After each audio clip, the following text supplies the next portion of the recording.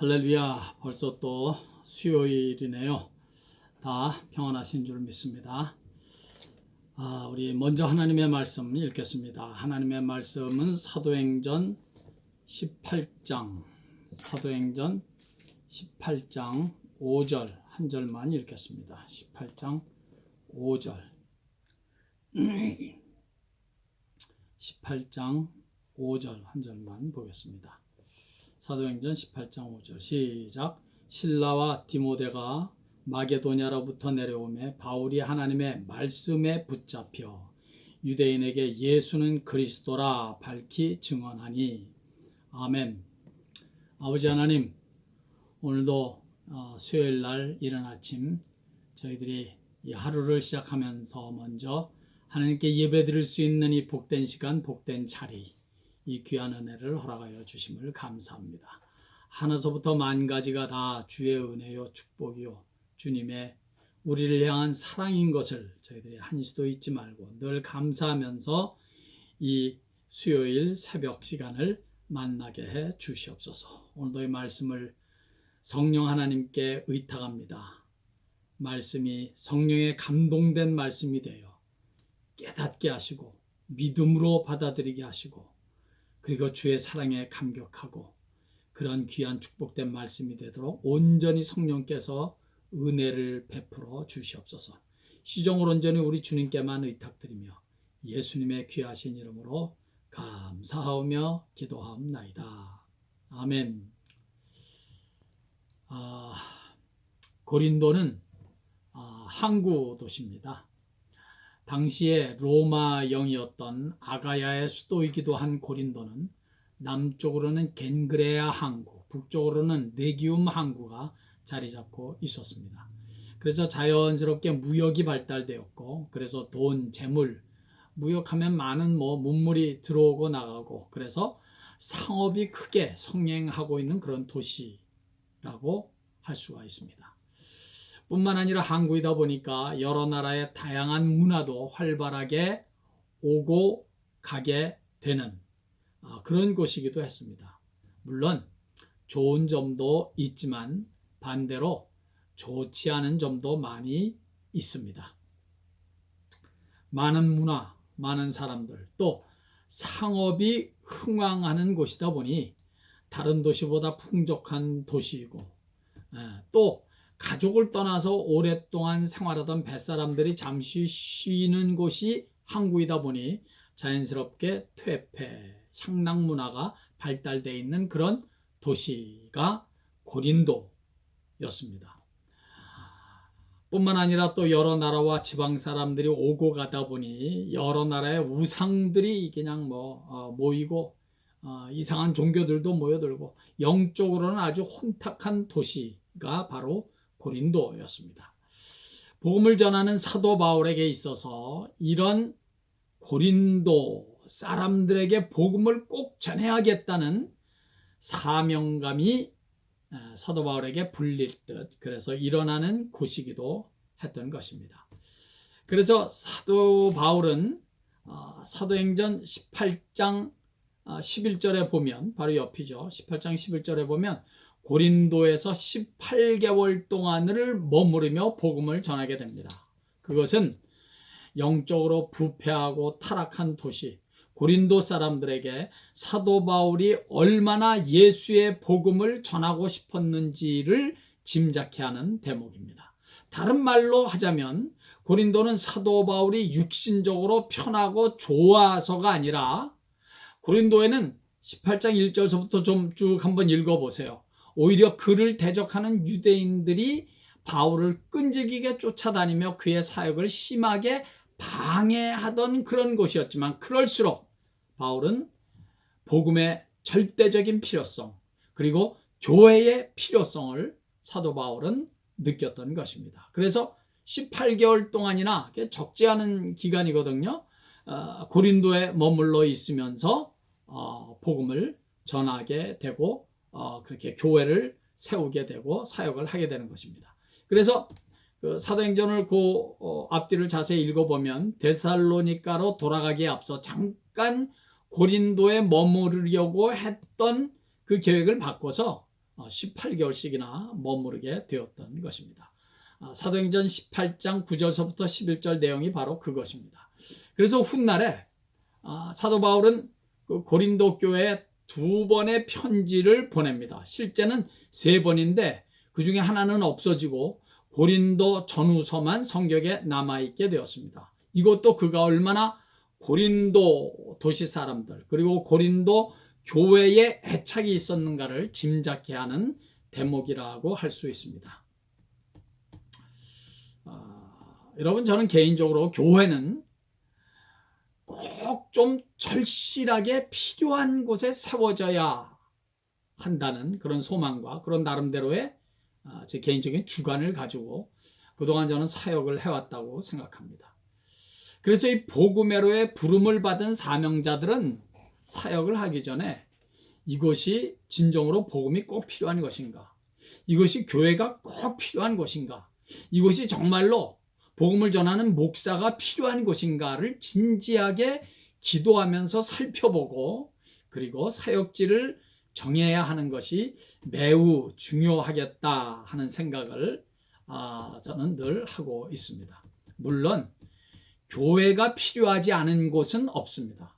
그 말은 복음이 필요하지 않은 곳은 없다는 말이겠죠. 어느 곳이든지 교회는 꼭 있어야 하고 그 교회를 통해서 복음이 꼭 전파돼야 할 것입니다. 그러나 그럼에도 불구하고 우리가 또 살피고 또 살펴봐야 하는 것은 교회가 더 절실하게 필요한 것, 예수의 복음, 구원의 복음이 더 절실하게 필요한 곳인가에 대한 분명한 확신과 기도 응답을 먼저 받아야 할 것입니다. 제 개인적인 얘기가 돼서 좀 그렇습니다만은 제가 남미 파라과이나 베트남 같은 선교지를 사역지로 택한 것은 특별한 유별난 이유가 있어서가 아닙니다. 복음이 절실하게 필요한 것, 교회가 절실하게 필요한 곳에 가서 사역을 하자는 나름대로의 주관 때문이었습니다. 지금 우리 교회도 한 2년 전에 교인들이 이렇게 모여서 예배를 드리는데 그때 한 20명 이렇게 안팎되었던 것으로 기억되는데 말씀을 전하는 목사가 없다고 하기에 저는 그 부탁을 거절할 수가 없습니다. 이 목사 양심에 교인들이 예배를 드리고 말씀을 이렇게 들어야 되는데 말씀을 전하는 목사가 없다니 제가 그 목사 양심상 그 말을 듣고 가만히 있을 수가 그 부탁을 거절할 수가 없었습니다. 어떻든 간에 중요한 것은 사도 바울도 꼭 교회가 꼭 필요한 것, 정말 절실하게 복음이 필요한 곳에 복음을 전한다는 그런 원칙을 사도 바울도 가지고 있었습니다. 제가 미국에서 사역을 내려놓고 선교지에 대한 기도를 시작한 것이 1998년 초, 어쩌면 1997년서부터 8년 그 기간이었습니다. 그리고 남미 파라과이를 방문한 적이 있었는데 주일날 그 파라과이 그 수도 아순션의 어느 한인 교회에 부탁을 받아 주일날 말씀을 전하게 되었습니다. 그 교회도 당시에 그저 20명 안팎의 성도들이 모여서 비데오로 예배를 드리던 교회였습니다. 그날 예배를 마치고 나오는데 어느 집사님이 제 손을 꼭 잡고 하는 말, 목사님, 저희들은 주일날 예배 드리면서 예배 마지막에 축도를 해줄 수 있는 목사님, 그리고 1년에 한두 번씩 성찬식을 인도해 줄 수 있는 목사님만 있으면 참 좋겠습니다. 그렇게 말을 하더라고요. 그 이후 그분의 그 말 한마디가 제 마음에서 떠나질 않았고 그것이 제가 파라과이로 내려가게 된 결정적인 동기가 되었습니다. 세상에 이렇게 교회가 필요하고 목사가 필요한 곳이 있구나. 당시에 제가 미국에서 섬기던 교회는 큰 교회는 아니었습니다만 그래도 자체 교회 건물을 가지고 있고 얼마든지 나름대로 온 가족과 함께 안정되이 편하게 목회를 계속할 수 있는 그런 교회였습니다. 그럼에도 불구하고 교회가 더 절실하게 필요한 것, 정말 목사를 이렇게 절실하게 필요한 곳에서 나를 부르는데 그런 데서 사역을 하는 것이 주님께서 더 원하시는 일이겠다는 생각을 떨칠 수가 없었습니다. 지금은 어느덧 세월이 많이 흘러서 은퇴를 준비해야 하는 나이가 되었지만 지금도 목사가 더 절실하게 필요한 것, 교회가 정말 절실하게 필요한 곳에서 사역을 해야 한다는 제 생각에는 변함이 없습니다. 우리 다 같이 로마서 15장 20절을 한번 찾아볼까요? 로마서 15장 20절. 로마서 15장 20절 다 찾아보십시오. 사도행전 다음이 로마서죠. 15장 20절. 자, 찾으셨죠? 다 같이 읽겠습니다. 시작. 또 내가 그리스도의 이름을 부르는 곳에는 복음을 전하지 않기를 힘썼노니 이는 남의 터 위에 건축하지 아니하려 함이라. 아멘. 사도 바울의 복음 전략에는 원칙이 하나 있었습니다. 그는 그리스도의 이름을 이미 부르고 있는 곳, 즉 교회가 이미 세워진 곳, 누군가 교회를 세워서 열심히 사역하는 곳에는 가지 않으려고 힘썼다는 것입니다. 교회가 조금이라도 더 절실하게 필요한 곳에, 복음이 정말 더 절실하게 필요한 곳에 가서 교회를 세우고 복음을 전한다는 원칙을 사도 바울은 가졌다는 것입니다. 주님께서 다시 오시기 전에 더 많은 곳에, 더 절실하게 복음이 필요한 곳에 복음을 전해야 하니까 말입니다. 그것이 사도 바울이 가지고 있는 나름대로의 어떤 원칙이었습니다. 요즘은 어떤지 모르겠습니다만은 예전에 목사 임직식이나 장로 임직, 신학교 졸업식을 가보면 잘 부르는, 어쩌면 꼭 부르는 찬송가가 있습니다. 부름받아 나서니 몸 어디든지 가오리다. 아골골짝 빈들에도 복음 들고 가오리다. 그래요. 아골골짝 빈들 같은 곳이 예수의 복음, 십자가의 복음이 필요합니다. 복음의 황무지를 찾아가서 복음을 전해야 할 것입니다. 그러면 사역지도 없고 할 일이 없는 목사의 신분을 가진 분들이 요즘처럼 많지는 않겠다 싶습니다. 그분들이 나름대로 다 사연이 있으시겠죠. 그러나 글쎄, 목사라는 신분을 가지고 있다면, 혹은 선교사라는 신분을 가지고 있다면, 정말 되도록이면 이 지구상에 복음이 필요한데 교회가 필요한 것은 얼마든지 많이 있습니다. 그런데 가서 복음을 전한다면 주님께서 기뻐하실 것입니다. 저는 그래서 일단 무조건 선교사님들을 존경합니다. 도시의 편안함, 풍족함을 다 내려놓고 선교지에 나가서 복음을 전한다는 그 자체가 참으로 은혜가 됩니다. 그 가운데 특별히 평신도 선교사님들을 존경합니다. 목사나 선교사님들이야 복음을 전하겠다고 이미 헌신을 한 분들이니까, 풀타임으로 주님을 섬기겠다고 헌신을 했으니까 선교지에 나가는 것이 마땅한 일입니다. 물론 그것도 훌륭한 일입니다. 그러나 평신도로서 선교지에 간다는 것은 더더욱 훌륭한 일이라고 저는 그렇게 생각합니다.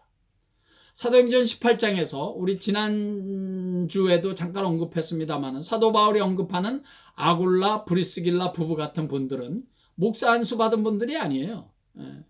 무슨 신학교 졸업한 사람도 아니고요. 누구 못지않게 그렇지만 복음을 위해서, 복음이 필요한 곳을 찾아다니면서 사도 바울을 도와서 사역을 위해 힘쓰면서 살았던 소위 평신도 사역자들이어서 참 아굴라, 브리스길라 이런 분들이 더더욱 존경이 가는 것입니다. 요즘처럼 무슨 교단 총회에서 선교 지원을 받았던 것도 아니고 파송교회에서 선교비를 꼬박꼬박 받아서 사역하는 것도 아니었습니다. 저들은 천막을 만드는 일을 하면서 텐트 메이커였죠. 소위 자비량 선교를 하면서 돈 벌면서 먹고 살면서 그리고 복음을 열심히 전했던 것입니다.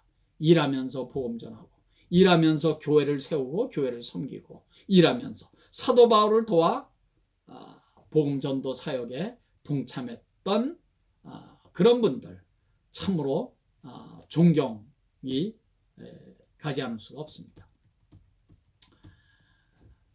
복음을 전하는 사역자들이 핍박을 받고 고난 속에서도 포기하지 않고 힘을 얻어 맡겨진 그 사명을 끝까지 감당할 수 있었던 중요한 이유 한 가지를 오늘 본문에서 찾아볼 필요가 있습니다. 5절 말씀 다시 한번 읽겠습니다. 실라와 디모데가 마게도냐로부터 내려오며 바울이 하나님의 말씀에 붙잡혔대요. 바울이. 그래요. 사도 바울은 하나님의 말씀에 사로잡혀 있었습니다. 말씀에 사로잡히니까 그 어떤 방해와 핍박 속에서도 그 사명을 그는 끝까지 감당할 수 있었던 것입니다. 사도 바울은 말씀을 전하기 전에 먼저 자신이 말씀에 사로잡혀 있었다는 사실을 주목해야 합니다. 말씀에 사로잡히면 그 말씀을 외치지 않을 수가 없는 거죠. 말씀에 사로잡혔다는 말은 말씀의 본체이신 예수 그리스도에게 사로잡혔다는 말과 조금도 다르지 않습니다. 그래서 칼 바르트 같은 신학자는 이런 말을 했습니다. 하나님이 성경 속에서 나를 기다리신다. 이 성경 말씀을 묵상하든지 읽든지 듣든지 이 성경을 통해서 하나님은 우리 인생들이 주님께 돌아오고 주님의 음성을 듣고 주님을 만나 힘을 얻고 세상을 이기는 힘을 공급받기를 기다리고 계신다는 거예요. 성경 속에서 나를 기다리신대요. 내가 주님의 은혜를 기다리는 것이 아니라 오히려 주님이 성경 속에서 우리를 기다리고 계신다는 것입니다. 우리에게 은혜를 그만큼 주시고 싶다는 거죠. 우리에게 어떤 능력을 그만큼 주시고 싶으시다는 거죠. 우리 하나님께서 기다리신대요. 누가 받겠습니까? 사모하는 사람이, 갈망하는 사람이, 목마른 사람이 하나님의 말씀을 펴고 묵상하고 하나님의 말씀을 사모하는 자들이 말씀에 붙잡히기만 하면 그런 하나님의 은혜와 능력을 만나게 된다는 것입니다. 하나님이 성경 속에서 우리를 기다리고 계신다는 것입니다. 이 말씀 안에 있는 모든 하나님의 약속과 능력, 이 성경 말씀 안에 있는 주님의 사랑과 은혜가 이 성경 속에서 우리를 기다리고 있다는 것입니다. 그런 주님을 우리는 성경을 통해서 만나고 경험하는 것이 말씀에 붙잡혔다. 그런 의미입니다. 여러분, 처음에는 내가 성경을 읽습니다. 내가 성경을 찾고 내가 성경을 연구하기도 하고 내가 유튜브를 켜서 내가 성경 공부를 하기도 하고 성경을 내가 해석하기도 하지만 말씀에 집중하고 또 집중하고 말씀에 사모하고 이렇게 시간이 흐르면서 성경이 어느새 나를 사로잡습니다. 시작은 내가 성경을 폈는지 모르지만 말씀에 집중하다 보면 말씀이 나를 사로잡습니다. 성경이 내 삶을 해석합니다. 성경을 통해서 이 하나님의 말씀이 내 삶을 해석하고 성경이 좌우의 날선 검이 돼서 내 삶을 치료하고 수술하는 겁니다. 그것이 말씀에 사로잡힌다는 의미입니다. 처음에는 내가 물론 성경을 펴죠. 내가 성경을 묵상하고 내가 성경을 사모하고 그러나 언제인가부터 말씀에 사로잡히니까 말씀이 나를 이끌어 가신다는 것입니다. 말씀에 사로잡히니까 내가 내 인생을 사는 것이 아니라 말씀이 내 삶을 붙잡아 이끌어 가신다는 것. 그것이 신앙생활입니다, 여러분. 우리가 잘 아는 사도 바울의 이 말을 우리 알지요. 갈라디아서 2장 20절. 그런즉 이제는 내가 산 것이 아니요 내 안에 그리스도께서 사는 것이라. 내가 사는 것이 아니라 오직 내 안에 그리스도께서 사는 거래요. 사도 바울은 예수로 충만한 삶을 살다 보니까 이제는 내가 사는 것이 아니랍니다. 사도 바울 안에 계신 예수 그리스도께서 사도 바울의 삶을 이끌어 가시고 인도하시니까 바울은 온전히 예수가 인도하시는 삶을 산다는 거예요. 이제는 내가 사는 게 아니라 내 안에 계신 예수가 산다. 이거 멋진 고백 아닙니까? 예수에 온전히 사로잡히니까, 하나님의 말씀에 사로잡히니까 이제는 내가 사는 게 아니라 하나님의 말씀이 나를 살아가게 한다는 것입니다. 성도 여러분, 내가 살면 안 됩니다. 내 안에 예수가 살아야 합니다. 사도 바울이 말씀에 붙잡혔다는 말이 바로 이와 똑같은 맥락의 말씀인 것입니다. 내가 사는 것이 아니라 내 안에 있는 말씀이 내 삶을 이끌어 살아가는 것입니다. 물론 사도 바울 당시에는 성경이 오늘날처럼 없었던 시대였습니다. 성경이 없던 그런 시대에 말씀에 사로잡혔다, 말씀에 붙잡혔다는 것은 무슨 의미일까요? 사도 바울이 만난 예수 그리스도가 곧 말씀 자체인 것입니다. 사도 바울이 만난 십자가의 복음, 이 부활의 복음, 사도 바울이 만난 이 죄 용서함의 복음이 곧 말씀인 것입니다. 그것이 말씀에 붙잡혔다는 거예요. 부활하신 예수가 곧 말씀입니다. 예수의 보혈로 죄 용서함을 받는다는 죄 용서함의 복음이 곧 말씀 그 자체입니다. 이 땅에 다시 재림하셔서 세상을 심판하고 죄인들을 심판하실 예수 그리스도가 곧 말씀인 것입니다. 사랑하는 성도 여러분, 간절히 바라고 기도하기는 이제 우리 성도들의 신앙생활이 좀 더 성숙한 자리로 나아가야 되겠습니다. 내가 성경 말씀을 읽는 내가 성경 말씀을 읽고 그렇게 묵상하고 내가 성경 말씀을 펴는 자리에서 성경 말씀에 사로잡혀 이제는 내가 사는 것이 아니라 내 안에 그리스도께서 살아가는 삶을 산다.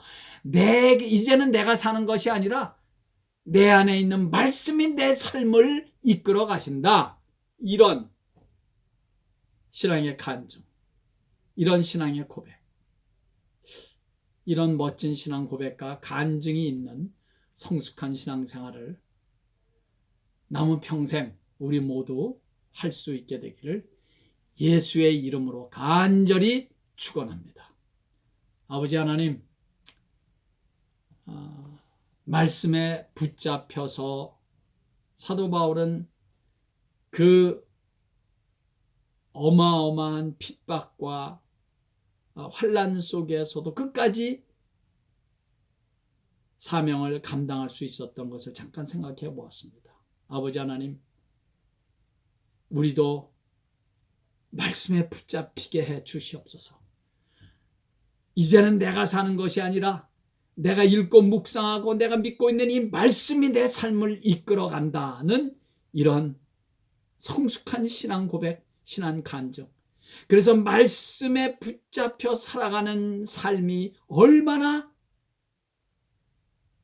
하나님의 능력을 경험하며 하나님의 살아계심을 내 삶의 한복판에서 경험하는 삶인가를 내 주위에 간증할 수 있는, 하나님 앞에 보여드릴 수 있는 그런 성숙한 신앙생활을 할 수 있도록 아버지여, 우리 모두 하나님의 말씀에 붙잡히는 은혜를 베풀어 주시옵소서.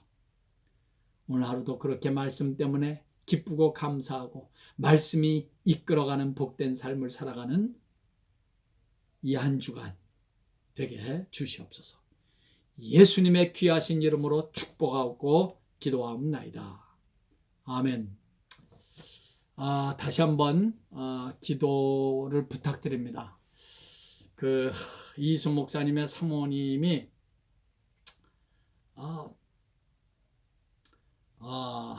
다시 숨이 가쁘시대요. 그래서 지금 산소호흡기를 지금 대고 있긴 대고 있는데 좀 괜찮아지더니 다시 호흡 장애가 왔답니다. 꼭 이 예배를 들으시고 난 다음에 꼭 기도에 우리 같이 동참해 주셨으면 참 좋겠습니다. 할렐루야. 오늘도 예수님 때문에 행복하시기를 바랍니다.